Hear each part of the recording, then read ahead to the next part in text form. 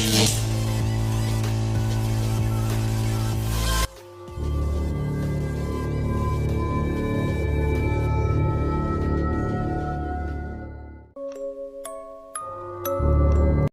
angker.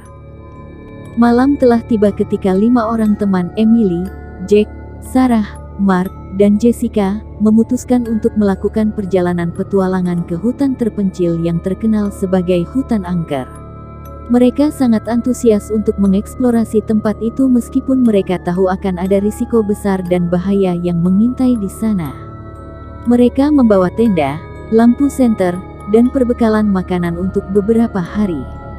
Saat tiba di hutan, mereka menemukan sebuah padang rumput yang indah dan memutuskan untuk memasang tenda di sana. Mereka melepas kelelahan dan bersantai di depan api unggun, menceritakan kisah-kisah seram yang mereka dengar tentang hutan itu. Namun, malam semakin larut dan suara-suara aneh mulai terdengar dari hutan itu. Suara gemerisik daun dan cabang yang diinjak, suara cengkeraman tangan di ranting pohon, dan suara serak seperti desiran angin meski angin tidak berhembus kencang. Mereka mengabaikan suara itu dan mencoba untuk tidur, tetapi mereka tetap merasa terganggu oleh suara-suara itu. Keesokan harinya, mereka memutuskan untuk melakukan perjalanan melintasi hutan. Mereka melewati lembah yang dalam, sungai yang dangkal, dan gunung yang curam. Semakin jauh mereka pergi, semakin kuat terdengar suara-suara aneh itu. Mereka berjalan terus sampai matahari terbenam dan mereka merasa lelah dan kelaparan. Mereka memutuskan untuk berkemah di dekat sebuah danau yang tenang. Mereka memasang tenda dan membuat api unggun untuk memasak makanan. Namun, ketika malam tiba, suara-suara aneh itu kembali terdengar dan semakin kuat. Mereka mulai merasa takut dan mencoba untuk menyalakan lampu senter, tetapi lampu senter itu tidak mau menyala.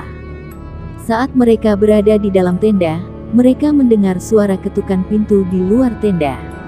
Mereka merasa heran karena mereka tidak melihat ada orang lain di sana. Namun, ketukan pintu itu semakin kuat dan lebih teratur. Akhirnya, Emily mencoba untuk membuka pintu tenda dan terkejut melihat seorang pria dengan mata merah dan rambut acak-acakan berdiri di depannya. Mereka semua berteriak ketakutan dan mencoba untuk melarikan diri. Namun, pria itu terus mengejar mereka dengan mata merahnya yang menakutkan. Mereka berlari sekuat tenaga dan berhasil keluar dari hutan itu, tetapi mereka merasa takut dan trauma dengan pengalaman mengerikan yang mereka alami. Sejak saat itu, mereka tidak pernah kembali ke hutan itu.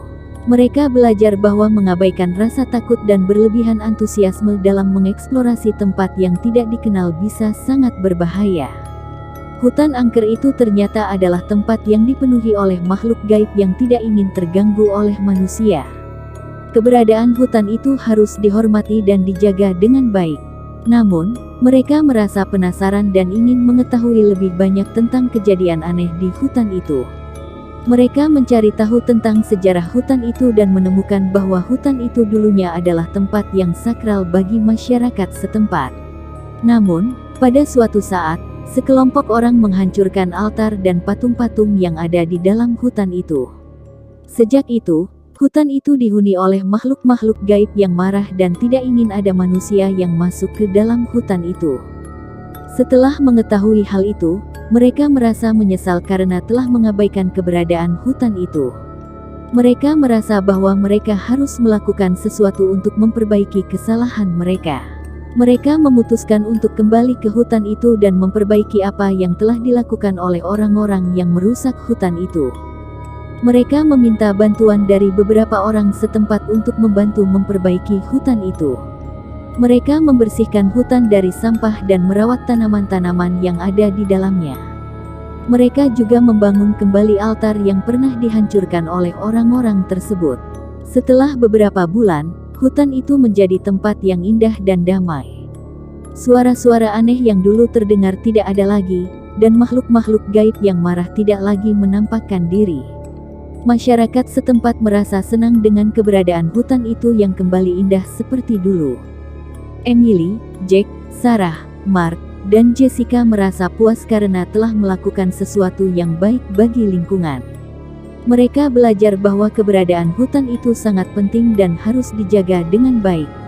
Mereka berjanji untuk tidak pernah mengabaikan keberadaan hutan dan selalu merawatnya dengan baik. Sejak itu, mereka tidak pernah lagi mengalami kejadian aneh dan menakutkan yang terjadi di hutan itu. Mereka memutuskan untuk mengunjungi hutan itu setiap tahun sebagai bentuk penghargaan dan menghormati tempat yang sakral itu. Akhirnya, kisah tentang hutan angker berakhir dengan kebaikan dan kesadaran akan pentingnya menjaga lingkungan sekitar kita.